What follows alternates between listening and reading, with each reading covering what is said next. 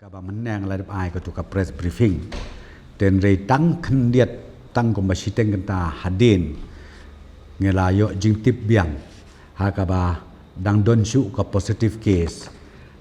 ha po ka jela ka jongi but menta ka positive case ka bang yo klakeu ar pho nhiều ngut i wei bala klat khat ar ngut i bala shat ke la khlain but khat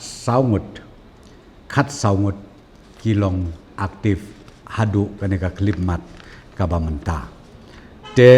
kini kin reungut ki batmai ki ba dang ngidang yo ki report menta dang tang khandiat por kalong ba nang tai na po West Garo Hills na West Garo Hills na po Southwest Garo Hills, Kidon Laingut, West Garo Hills, Iway, West Khasi Hills, Iway, East Khasi Hills,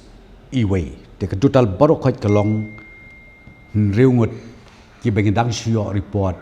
mentan dang khendiat por. Ten rei ka ba ngasutrat ban yathu agan ka por kalong ba kini baru anrungut kibayo ya ka positive case kidei kibawan na bar ru mdei tangkata kibala don lepa hapo ga garantin centers ka ba per tinga kerpat bagi paiba nong song jong jela ka jongi kimdei bandon ka jing ting ka jing smith namar ba ka transmission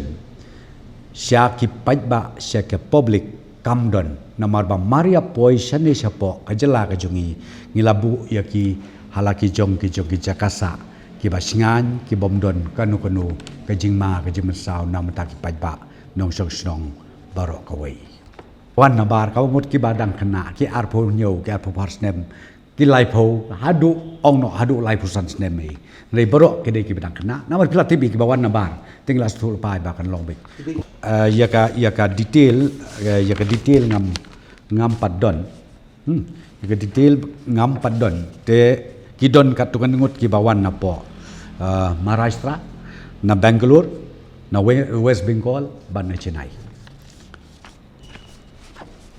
tenre yaka detail baro bakiwan daka e ki ya nangno ki ya kamno ya tang di palaban ya thu naman ng padon ng detail pro ko tenre at least nglayo e report tang ban update mo